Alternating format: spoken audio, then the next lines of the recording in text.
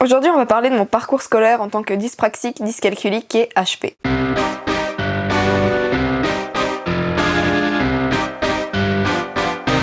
On va commencer du coup avec les premiers signes de ma dyspraxie.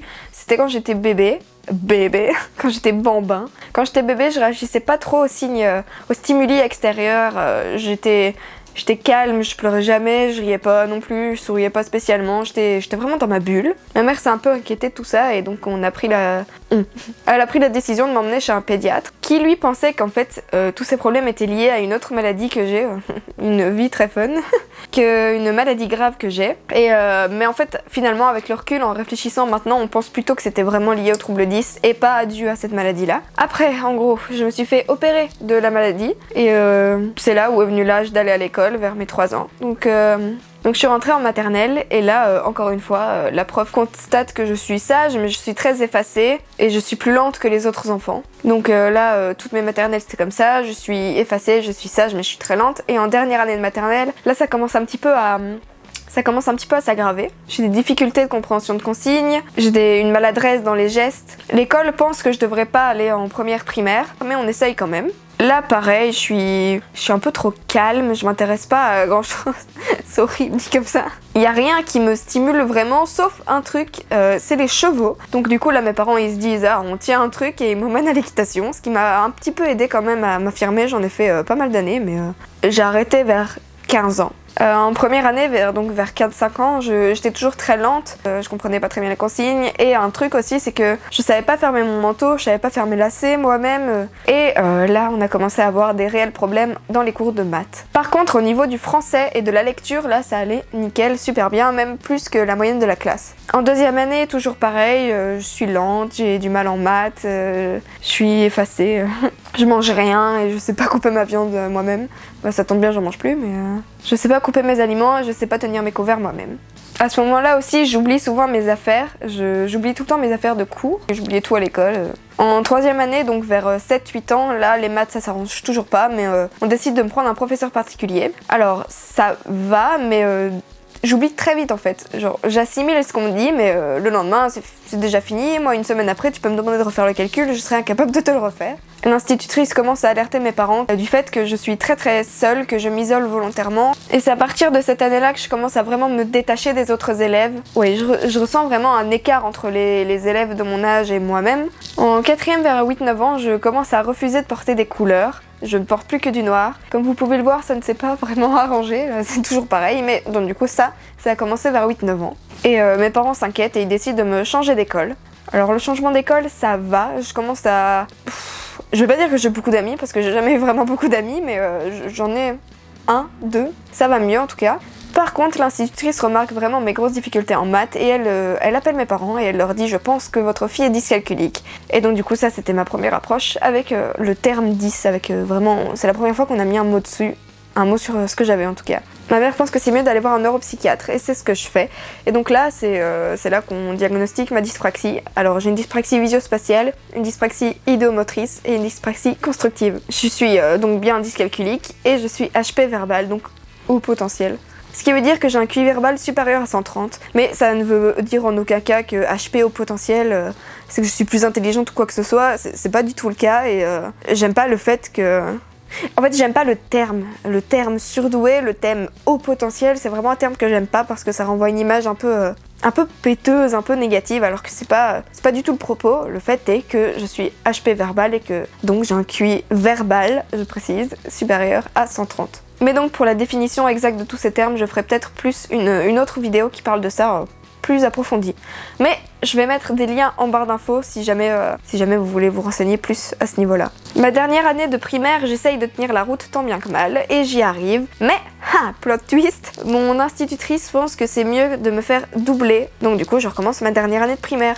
Ce qui ne m'a apporté pas grand-chose finalement, parce que je n'ai gagné que 12% de plus au final. Donc du coup, j'ai perdu une année. Là, mes années primaires sont finies, et on rentre dans le secondaire, donc vers 12 ans. Donc le collège à peu près. Et là, c'est une réelle catastrophe. Les profs ne sont pas du tout au courant de ce que c'est qu'être 10. En fait, le problème avec les profs, mais ça dans n'importe quelle année que j'ai rencontré, c'est que directement ils associent 10 avec dyslexie, ce qui n'est pas du tout mon cas et c'est pas du tout ce que j'ai. Il y a un gros manque de savoir finalement. Les profs n'ont pas connaissance de ce que c'est des troubles 10 et ne savent pas comment aider des élèves 10 en classe. Du moins, c'est mon ressenti et c'est ce que j'ai vécu à cet âge-là. Et en fait, partout, hein. Je peux dire à cet âge-là, ça c'est en 2020 et ça c'est pas vraiment amélioré, mais bon. J'ai droit à aucune aide, donc je me débrouille un petit peu comme je peux et j'essaye de tenir la route. Et c'est là qu'on décide de m'inscrire à un service d'aide à l'intégration, un SAI, donc en Belgique. Je sais pas trop ce qu'il en est pour la France. Mais en tout cas, en Belgique, on a ça. Donc là, on me propose d'avoir un ordinateur en classe, ce que je refuse parce que c'est pas quelque chose qui me convient. On me met aussi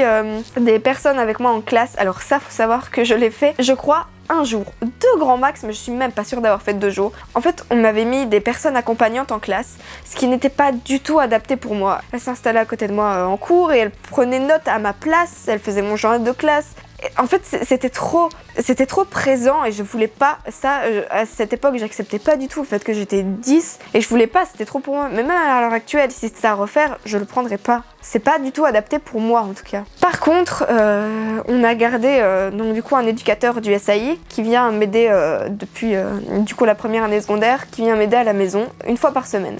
Avec eux, je travaillais principalement les maths, si j'avais des trucs à faire, c'était une aide en fait, c'était un éducateur à domicile. On demande du coup aux profs quelques aides, mais des aides pas très dures à faire, des petits aménagements du genre mettre surligner certaines consignes en fluo, me laisser un peu plus de temps si j'en ressens le besoin, me laisser une calculette à disposition parce que forcément...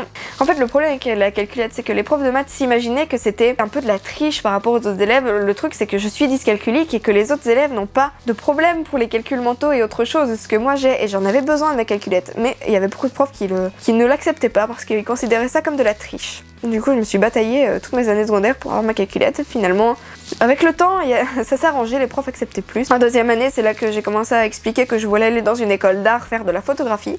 Je me souviens qu'une neuropsychologue m'avait dit... Une neuropsychologue, non, une neuropédiatre. En tout cas, un truc du genre. Elle m'avait dit que c'était impossible pour moi que j'y aille avec mes troubles et que ce serait impossible que je réussisse en photo. Et donc, je l'ai un peu envoyé péter. Je lui ai dit que si j'irais en photo et que ça se passerait très bien. Finalement, c'est ce que j'ai fait. Mais donc, pour en revenir à ma 2e, le directeur s'est dit que c'était une bonne idée de me changer de classe après 3 mois de cours pour me mettre dans la classe des doubleurs. Parce qu'il faut savoir que dans cette école-là, quand on doublait, on ne recommençait pas de son année dans la même classe. En fait, ils avaient une classe spéciale où ils casaient tous les doubleurs de cette année-là. Et c'était une classe où les cours étaient très simplifiés et il y avait plus d'heures de maths, plus d'heures de français. Et toutes les petites options que j'avais du coup en 1re et 2e, genre musique, on avait le droit à une petite option, bah moi... Hop, niqué, j'en avais plus. C'était pas ouf, je l'ai pas très bien vécu parce que forcément tout le monde me demandait qu'est-ce que je foutais chez les doubleurs. Tout le monde me disait mais enfin t'as pas doublé, qu'est-ce que tu fais là? J'avais plus le droit à mes cours d'art, mes petits cours de musique et tout ça que j'aimais bien, là c'était fini. Par contre, comme il n'y avait plus de cours d'histoire, on m'avait enlevé quelques petites heures de français parce que forcément les cours de maths c'était un peu compliqué, j'espère que vous voyez ce que je dis. Donc dans cette classe-là, les heures de maths étaient doublées et les heures de français étaient doublées. Mais on avait retiré les cours d'histoire pour doubler ces heures-là.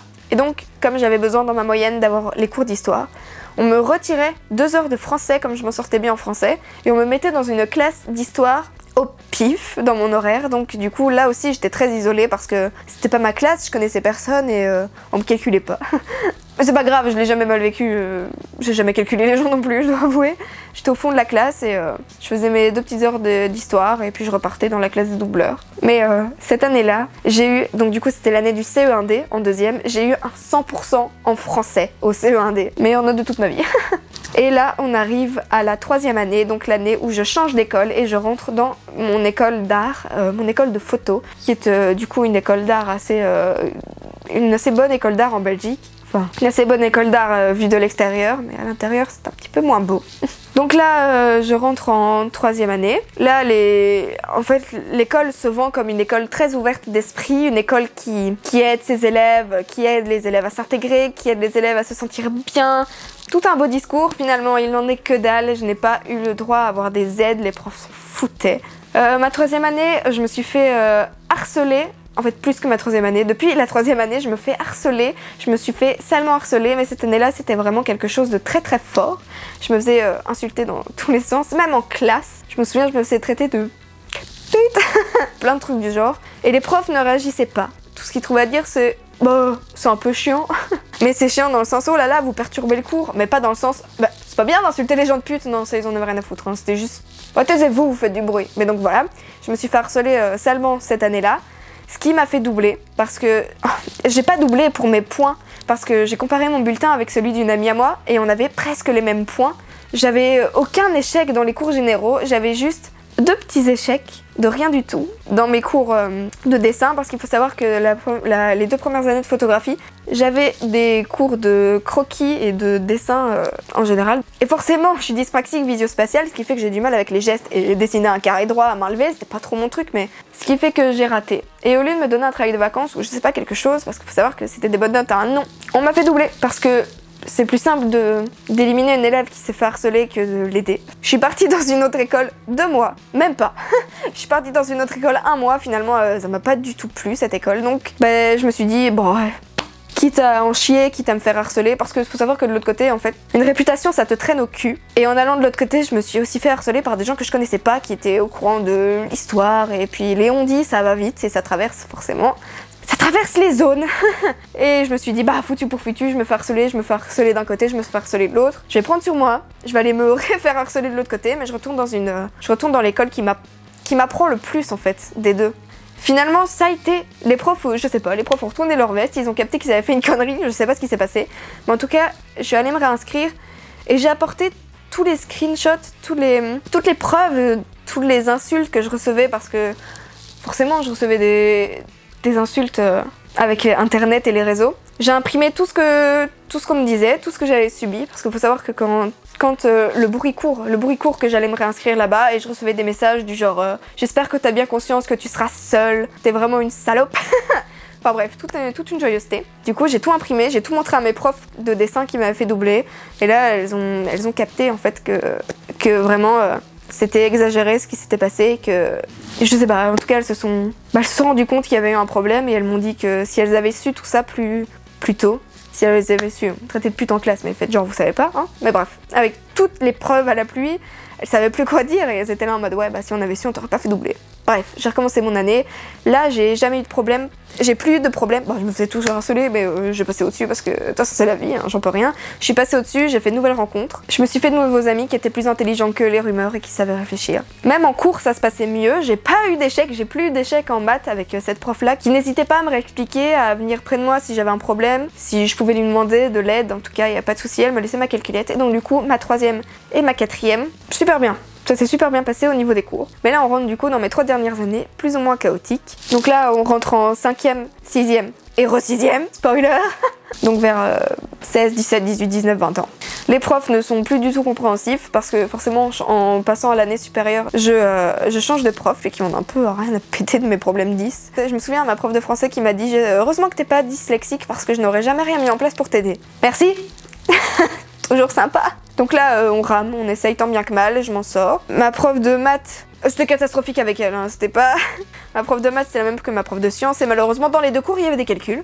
Toute l'année en échec, j'ai essayé, je ramais. Finalement, on a eu un examen de passage, je pense sincèrement l'avoir raté. J'ai jamais eu mes notes, mais je pense l'avoir raté. Mais avec tout ce qu'on essayait de mettre en place, à chaque fois, on revenait à chaque réunion pour dire « À l'aide, j'ai besoin d'aide !» On essayait de mettre des trucs, lui expliquer ce qu'on pouvait mettre en place.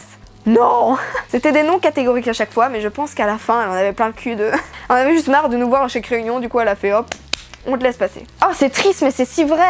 Elle en avait plein le cul de voir notre gueule à chaque réunion. Horrible. Et donc là, je fais du coup ma 5 et 6 comme ça, tant bien que mal. Et la dernière année, enfin du coup mon avant-dernière année, mais la dernière année qui était censée être la dernière année de mes secondaires, top. En fait, on va juste dire que mon prof de photo et moi, la manière d'enseignement ne collait pas. C'est ça, on va dire ça pour être gentil. Sa manière d'enseigner ne me convenait pas. Et c'était mon titulaire. C'était ma dernière année, moi je voulais juste réussir et sortir de mes secondaires, et hop, c'était fait, c'était réglé. Donc, naïvement, je décide de... Tais-toi, mon chien.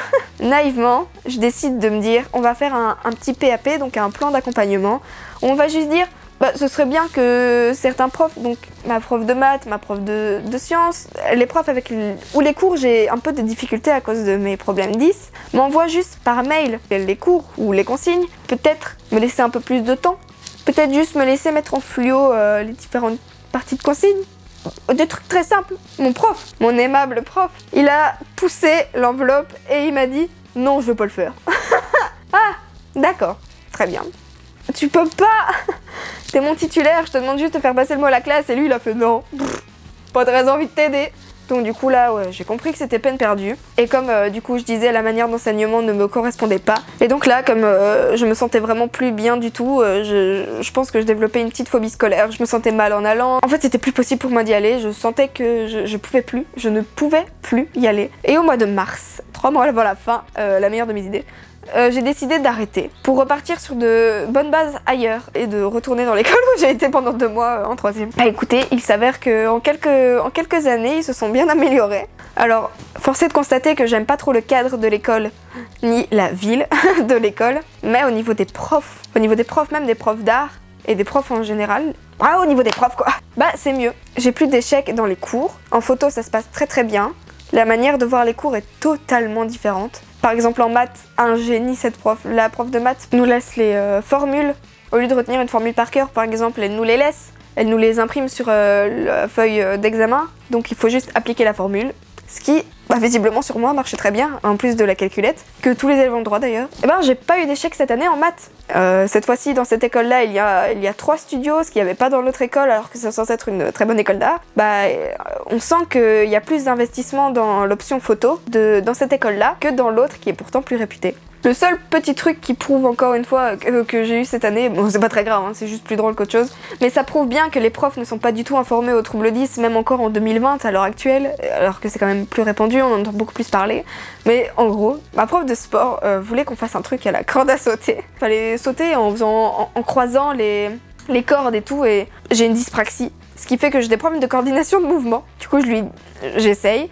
Catastrophe, ça ne marche pas évidemment. En fait je lui dis juste pour déconner, ah putain, un petit problème moteur moi à cause de ma dyspraxie, et puis du coup encore une fois elle est là en mode non mais t'exagères, tu le fais exprès, c'est quand même pas compliqué, tu dis n'importe quoi, je suis sûre que c'est pas vrai. J'étais genre bon, je vais pas dire ça pour le plaisir, j'ai vraiment des problèmes moteurs, c'est pas moi qui l'invente, mais voilà, une petite anecdote à la con, mais juste pour dire que voilà, hein, les profs ne sont pas encore très bien au courant de ce que c'est. Mais là donc du coup au mois de mars, le coronavirus a fait son entrée. Chaque mois de mars de ma dernière année, je pense qu'il va y avoir une couille, donc j'espère que je vais la passer, parce que sinon l'année prochaine ce sera un tsunami. Donc voilà où j'en suis pour le moment, j'ai 20 ans, j'ai l'impression d'être toujours au même stade, je suis toujours en secondaire, j'espère que ça va se terminer cette année, normalement ça devrait là, putain, je recommence pas une 3e fois. Je ferai certainement une autre vidéo dans laquelle j'explique comment la dyspraxie et tout ça, et surtout l'HP en fait, mon côté HP, influence sur mon rapport aux autres, mon rapport à moi-même, comment j'ai vécu la dyspraxie, comment je la vis à l'heure actuelle, mais surtout quel impact ça a eu sur moi, sur ma confiance en moi. Je parlerai aussi du fait que ma mère a créé une ASBL justement sur les troubles 10 en général, ce qui a fait que du coup même j'étais confrontée à la dyspraxie à l'école et aussi à la maison, donc du coup ça me suivait tout le temps, j'avais jamais vraiment de moment ripé, enfin bref, tout ça je l'expliquerai dans une autre vidéo si jamais ça vous intéresse. La conclusion c'est que j'en ai chié. C'est la fin de la vidéo, n'hésitez pas à vous abonner si elle vous a plu, à mettre un petit pouce vers le haut. N'hésitez pas à partager si jamais ça peut vous aider, si jamais ça vous a plu, ou si jamais ça peut aider quelqu'un qui subit ça aussi, et de comprendre qu'il n'est pas seul, parce que malheureusement je trouve qu'il n'y a pas assez de vidéos sur le sujet, et surtout pour des personnes plus âgées, je trouve qu'on n'en parle pas assez. On parle beaucoup de tout ce qui est enfant, mais qu'est-ce que la dyspraxie pour des personnes plus âgées, pour des personnes de la vingtaine, de la trentaine, ça on en parle beaucoup moins. Donc du coup voilà, je trouve que ce serait bien d'aborder une série de vidéos sur ce sujet. À la prochaine, on se retrouve bientôt dans une nouvelle vidéo. Tu peux faire comme les youtubeurs.